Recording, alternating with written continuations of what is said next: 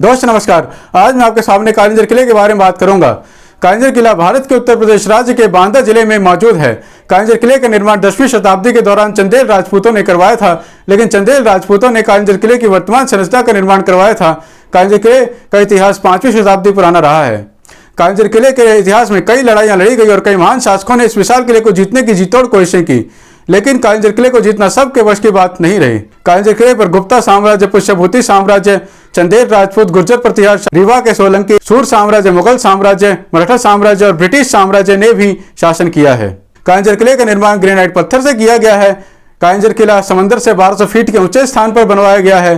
कालिंजर किला भारतीय पुरातत्व सर्वेक्षण का हिस्सा है। हालांकि आज के समय में कालिंजर किला काफी हद तक खंडहर में बदल चुका है। 1858 में अंग्रेजों ने मराठों से छीनते समय इस किले को काफी हद तक बर्बाद कर दिया था। इसके बावजूद इस विशाल किले में आज भी कई मंदिर और गुफाएं मौजूद हैं। कालिंजर किला विंध्य पर्वत श्रृंखला पर स्थित है। कालिंजर किले के नाम में कल का मतलब समय हुआ, जार का मतलब हुआ विनाश। इस हिसाब से कालिंजर किले के नाम का मतलब हुआ समय का विनाश करने वाला किला, यानी कि कालिंजर किला वो किला है जिसको जीतने के लिए समय बर्बाद करना बेकार हुआ। प्राचीन इतिहास के अनुसार जब राक्षसों और देवताओं के बीच अमृत पाने के लिए समुद्र मंथन चल रहा था, उस समय मंथन के दौरान पहले विष बाहर आया और भगवान शिव ने धरती पर गिरने से पहले इस विष को पी लिया और धरती का सर्वनाश होने से बचा लिया और वर्तमान उत्तर प्रदेश राज्य के बांदा जिले आए और यहाँ भगवान शिव ने इस विष को अपने शरीर में जीवित रहते बचा लिया, जिस कारण कालिंजर के शिव मंदिर का नाम नीलकंठ मंदिर नाम दिया गया, जो कि अद्भुत हिंदू वास्तुकला का उदाहरण है, क्योंकि विष पीने के बाद भगवान शिव का गला नीला पड़ गया था। कालिंजर किले पर सबसे लंबे समय तक चंदेल राजपूत शासकों ने शासन किया है, जो कि इस किले के निर्माता भी रहे हैं। चंदेल राजपूतों ने 9वीं से लेकर 13वीं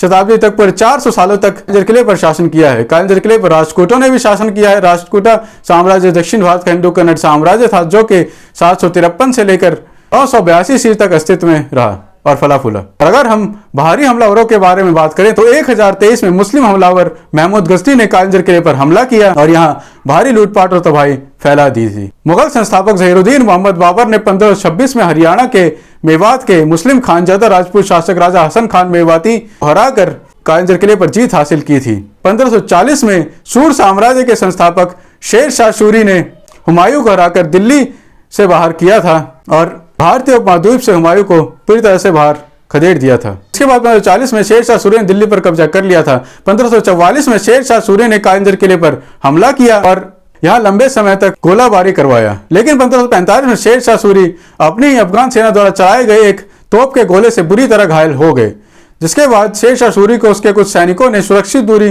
पर एक तंबू में लेटा दिया। लेकिन शेर शाह सूरी ने अपने सैनिकों से लगातार हमला करने का आदेश दिया और कुछ ही समय में कालिंजर किला शेर शाह सूरी के अधीन आ गया, लेकिन घायल होने के ठीक 2 दिनों के बाद शेर शाह सूरी की मृत्यु हो गई। सूर साम्राज्य के बाद हुमायूं ने 1555 में भारत में एक बार फिर से वापसी की और शेर शाह सूरी के वंशज आदिल शाह सूरी को हराया, जिसके बाद एक बार फिर से भारत में मुगल शासन शुरू हो गया। 1569 में हुमायूं के वंशज अकबर ने कालिंजर किले पर हमला किया और निर्णायक रूप से जीत हासिल की, जिसके बाद कालिंजर किला लंबे समय के लिए मुगल साम्राज्य के अधीन चला गया।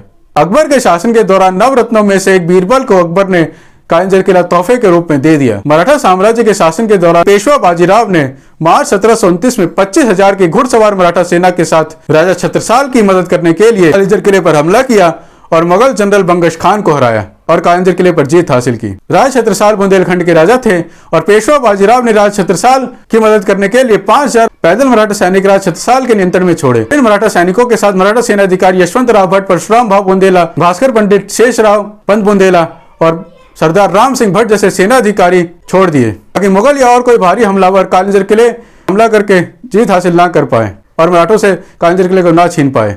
जल्दी ही राजा छत्रसाल की 82 साल की उम्र में मृत्यु हो गई। कालिंजर किले पर पूरी तरह से मराठों का नियंत्रण हो गया।